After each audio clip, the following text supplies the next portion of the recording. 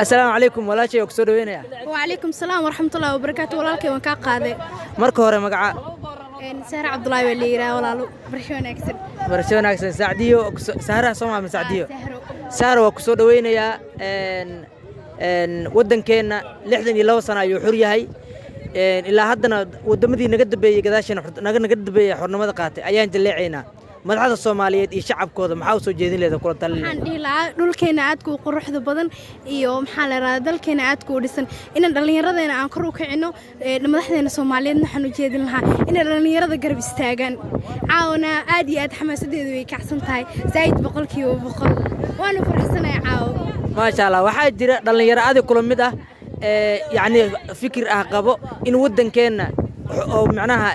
fursad oo lahayn وفرصة أونلاين مركز دلنيراداس معناها كل راعسن تاي مسوا كسور جدا مايا والله روحانتي أنيق وكسور جدا ما نكون راعسن تاس ما نقودن كانوا قروح بدين سدوا قروح بدين يعاود دلنيرادنا سدا أطال حماصدنا والله لمسوا كوي كرا هذه قروح بدين طيب ما شاء الله ما شاء الله أدي هذا كذا ما تعلنا وشرفنتها ولا شيء Thank you مقعد هذا بالله باي مقعي ومحمد مصطفى عرح ولا سودو ما شاء الله وما سنتهاي waddankeena 62 sano ayuu xur yahay haddana Soomaaliland oo maqan tahay waxa la sameeyay shan maamul goboleed oo kala duwan Soomaaliland kullixa 90 dabadan ay saysanaa madaxda iyo shacabka Soomaaliyeed bal maxaad hal yeelabo soo ana soo jeedi lahayd recommendation horta waa dhowahay walaal qaali aad u mahadsan tahay haddii aan isku dayo Soomaaliya hadda 30 sano iyo abaf waxay ku jirtaa xaalad burbura waxyaalaha hadda dhibaatada keenay waxa waaye maadaama dalku burburay in wadankii uu kala jabay maamulo badan maamul bogeeskiisa ma taqaan oo ku dhaqmay isagoo ma taqaan maamulada kale iska ilaalinaya madaxda Soomaaliyeed waliba hadda afartii madaxweyne ugu dambeeyay xoog ma saarin in ma taqaan wadanka ay sameeyaan dib u heshiisiin dadku waa dad dagaalamay wuxuu u baahan yahay marka hore in iyaga dib loo heshiisiyo ma dadku heshiiyana waa dalku heshiiyay laakiin inaga Soomaaliland caqabadan hayso waxa kamid ah mar walba waxaan dhisnaa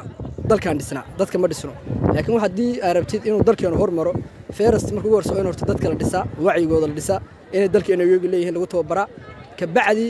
دول والدسي كرا وحمة تغانا دبعتها وما بهنا مركب ضحى وحكولته لها مركور إن السميان دب هوشيسين قرن وإسكو كيران سومالي ده معمول قبل هذا سومالي ده هاد وحياله في عنته وحواي وحياله ريو دبعته سوق يستي وحياله اسمه سراعا لكن وحبها هين مدل جود والإسكو كيرو لهشيسيو dadka wax tabanayo la qanciyo dadka ma taqaana wax la gaarsiiyo laftigooda wax loo celiyo wixii la awoodo ka bacdi markaasna dalka la dhiso laakiin anaga dhibaatadan haysta mar walba waxa way madaxweyne walba yimaada dalku dhisa dal waxba dhisidiisu keen mayso wadamo waxa jira Soomaaliya markay xurnimada qaadanaysay iyaguna markay xurnimo qaata laakiin iyagu xoog waxay saareen maadaama marka hore problemku muxuu ahaa problemkii xaliyeen ka bacdi waxa loo gudbay in ma taqaana marxalada kale ee dib u dhiska dalka anaga Soomaaliland mar walba waxaan dhisnaa dalkan dhisnaa dadka ahaan ma dhisno taasa marka waxay sababtay in ma taqaan 30 sano iyo dheeraad aan burbur ku jirno marka madaxda waxa kula talin in marka hore dadka dib u heshiisiin u sameeyaan dadka wacigooda la dhiso la baro ma taqaan maadada wadanimada waxay tahay marka taas kula talin shacabkana iyagu haddii wax dhibaato shacab ma sameeyeen inta hadda burburka hayd meel walba Soomaali ku kulanto dibad iyo dalba way iscaawiyaan iyagu ma taqaan istiransiinay muxibbo iyo kalgacal ma sha Allah dhalinyaro waxa jira adiga kula mid ah ay qaba fikra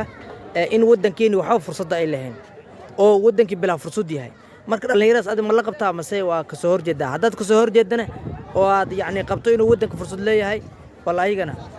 waa mahadsantaa walaal horta wadanku fursad waa leeyahay waa wadan kaliya ma taqaana khayraadkiisa aan wali hadda la soo saarin waxyaalaha ku jira aan la isticmaalin laakiin dadka la rabo inay fursad u yeelaan ama dhalinyarada hogaamiyaan shaqo u abuuraan waxa laga rabaa madaxda dhalinyartu maadaama shaqo la'aan yihiin ama dadka Soomaaliyeed 80% yihiin shaqo la'aan waxay iska dhaadhiciyeen wadanku fursad ma laha laakiin wadanku fursad waa leeyahay waxa uu loo baahan yahay in khayraadkiisa la soo saaro haddii la soo saaro Soomaaliya waxay noqonaysaa wadamada Carabiga oo kale dal ma taqaana khayraadkiisu ama nolosheedu aad u jaban tahay horumarkeedu adduunyada kale ma taqaana ay ku dayato loo soo dalxiis tago la maal gashto laakiin waxa muhiim ah in madaxda marka hore dalka iyagu khayraadka soo saaraan ka bacdi dhalinyaro iyaga qanci doona laakiin kuma raacsan fikradda ah wadanku fursad ma laha ma sha Allah aad iyo aad ma santahay soo dhaw hayo walaal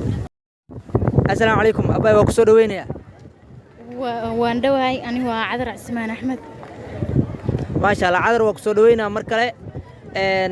ساك ورقبنا ودن كين اللي حدني الله بسنا يحوري هاي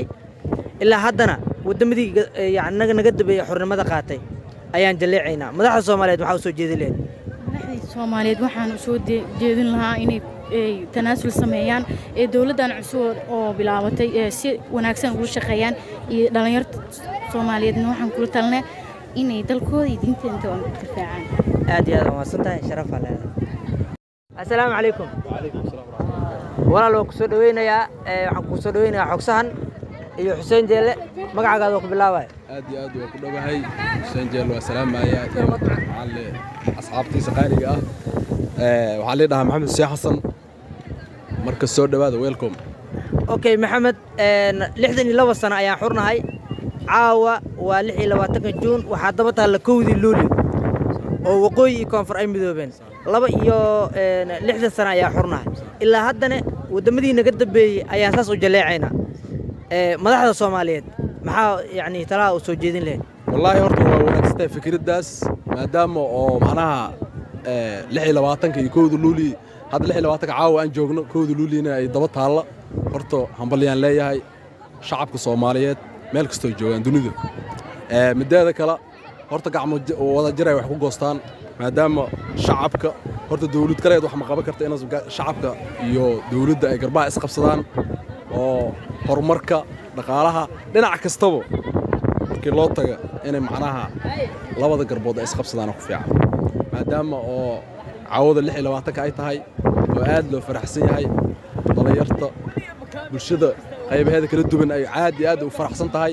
waa soo dhaweynaa hambaliyaan leeyahay waa 26 Juun waxaan doonaynaa waxay tahay 62 sano xurnahay inaan xurnimadii iyo maaragtay dhiirigelintii ka shaqeyno farxadii iyo reereyntii ka qayb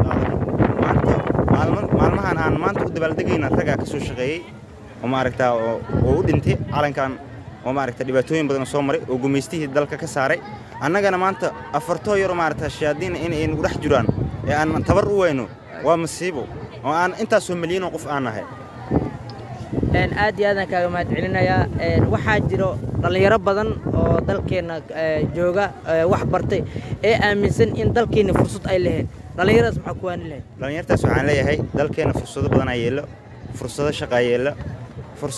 yeelo fursadaha shaqo ka faa'iideystaan shaqooyinku waa badan yihiin shaqooyin waxaa helaysaa sida maaragtaa waxyaalo badan oo adeegsiga magaalada maanta qof loo sheegaya ma jiro adeega bulshada maanta dhex yeela cid loo sheegaya ma shaqooyin waa yeelaan qofkii wax bartay waxba anfacayo oo yeela qofkan waxba baran xataa waxba anfacayo oo yeela beertaba ha fasho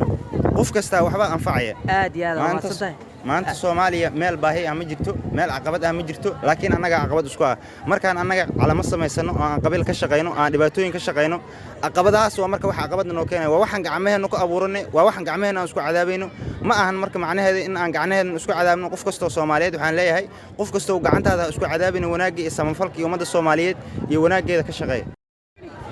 السلام عليكم أباي وكسر وينه مركو هري مقعة سجل حسن كارش سجل حسن كارش مر لبا دوك كسر وينه وحنكو كسر وينه بيج كحكسان يوتيوب كذا سبحان ربي أنا كويدي سؤال سوداي أوكي ودن كنا لحدني لبا سنة يحوريه محاكير هذا إلا هدنا